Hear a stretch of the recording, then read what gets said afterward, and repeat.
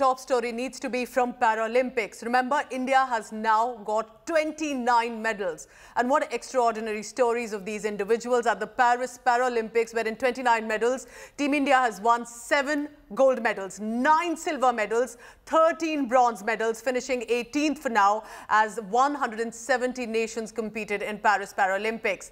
And one of those medals have come to us. You may have recognized him, Suhas Yathiraj. Now, he's an IAS officer. He's been a district magistrate of Noida, Prayagraj, but he's also been an ace badminton player. He's won the silver medal in men's badminton competition. I welcome him into the telecast now, Suhas Yathiraj. Thank you very much, Suhas, and congratulations. Second medal for you, in fact, second silver medal coming in from the Paralympics.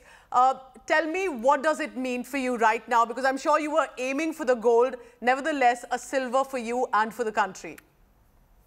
Thanks, Pooja. Thanks for having me on the show. Yes, it's a very good, happy and proud feeling when you win medal for the country at Paralympic level. When I went to Tokyo, probably I also did not expect to win a medal, and neither did the country expect. So after becoming a Paralympic silver medalist, when I went into Paris this time, probably I also had a lot of pressure and a lot of expectations from different quarters around the country. So this time I had to play every match. I had to play sort of natural games, did not allow that to actually get into my head. I would have ideally liked to win one gold. That's how that's how sports goes, as is life is. Some days you win, some days you don't. When in the hindsight, yes, silver is quite a satisfactory feeling. Suhas, tell me this. What kind of difficulties do you think as a Paralympian or someone who has a certain disability faces when at an international competition? Because there's so much resources, so much of effort put in so to say that other Olympics. What do you think is perhaps you faced in your life to be able to come to this level of stature, to make a mark for yourself and in many ways become an inspiration therefore? Because I'm sure we are looking at the achievement, we don't know about the struggles. As you rightly said, what you look at on the screen is probably the 5 minutes of the climax. The real picture is the process or the times that every one of us spends when nobody is looking at us. So the real challenge is growing up when you're in the school, especially in the primary school or in the middle school, when you have no achievement to show for, when society or someone else doubts your capabilities. At that time, you really don't have anything to fall back upon. The only thing that you can do is believe in yourself and hope that you will be able to make it in life.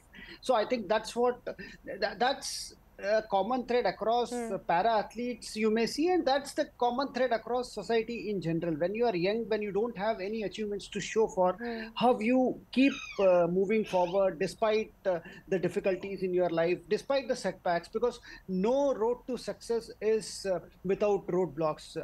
When you face those roadblocks, you have to keep believing in yourself, and just as the famous Rocky movie dialogue goes, that it does not matter how many times you are hit and how many times you fall down. What matters is every time you are hit, how you get back up and how you start running. That's how life is. Suhas, what is more difficult for you? What has been tougher? Public service as an IAS duty or excelling in sports? What is difficult to manage? Because both have a lot of decision making to do.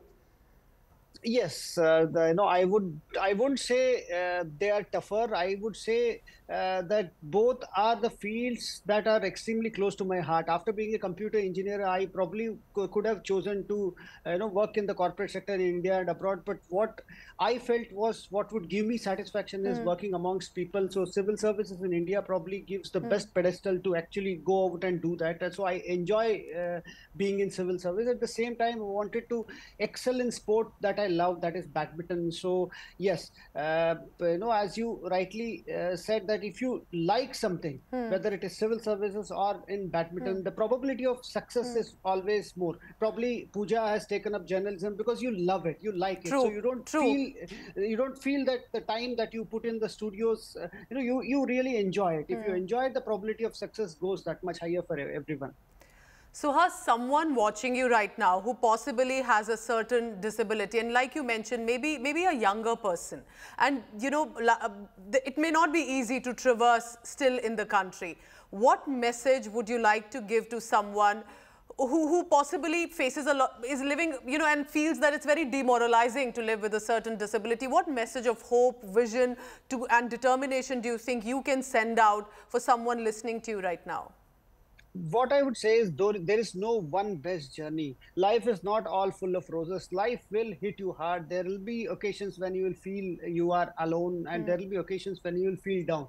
But at that time, don't lose hope. In Hindi, there's a kahawat that is "Samay balwan hoti hai." Time is, time takes care of everything. You just believe in yourself and keep pegging at it. And as Swami Vivekananda says, it's actually true. It's been true in my life that if you really want something in your life, if you try hard and with your heart and soul, the whole destiny conspires to actually give you that. I never thought in my life that I'll become an IAS collector, Paralympic medalist, all this. I never thought so. In fact, when I used to look at televisions like anchors like yours, when I was a child, I used to wonder, what have they done? How is it that I am seeing them on the television? Will I ever be able to reach that stage? So I think, yes, time will take you through a journey. You just have to keep believing in yourself and do your best, and rest, leave it to destiny.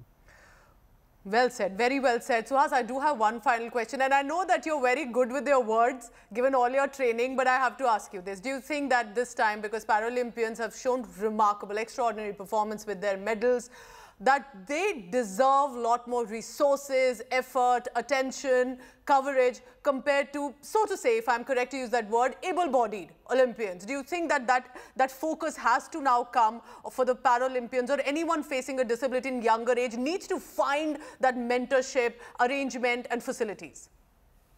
That's a very good question. Let me answer it in parts. One, with respect to the availability of resources for elite Paralympic athletes, Government of India or state governments give as much resources to Paralympians as they give to Olympians. Now, when it comes to the society, Paralympic athletes have sort of broken the ceiling and they've become part of mainstream. Now, when it comes to the difference between able-bodied sports and Paralympic sports, able-bodied sports is probably viewed by more people because it's a form of entertainment. What I would say is Paralympic sports is no less a form of entertainment. I would request the viewers, or I would urge them to just go out and watch matches. They are as competitive, if not more. Yes, a very important aspect to note is every society, the level of maturity in any society is actually recognized by who we consider as our heroes. Celebrities can be heroes, scientists can be heroes. So the level of maturity of a society is purely decided by who we have as our heroes. And as you rightly said, 29 medals this time, and each of the journey has been no less heroic. They extraordinary. Have been, I mean, I can only imagine the kind of effort, determination mentally you have to put in to be able to put any problem aside and focus on this journey. Suhas, who has been your hero all this while when you've managed to reach?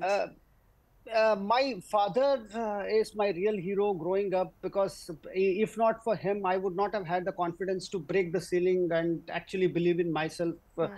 Growing up, he sort of instilled the confidence in me to take on the world. And he said, I still remember those days when I did not get admission into English medium schools. He said, don't worry, do the best, because we have to make the best of what circumstances and society gives us. We cannot hope for ideal circumstances. This is not only applicable to differently abled persons, this is applicable to every one of us. We cannot expect that ideal circumstances will come, then we'll go out of comfort zone. No, we will have to go out and be courageous, and then probably destiny will be kind to us. What a great conversation to have. Thank you very much, Suhas Yathiraj, and you've done well for yourself. Many are watching you right now.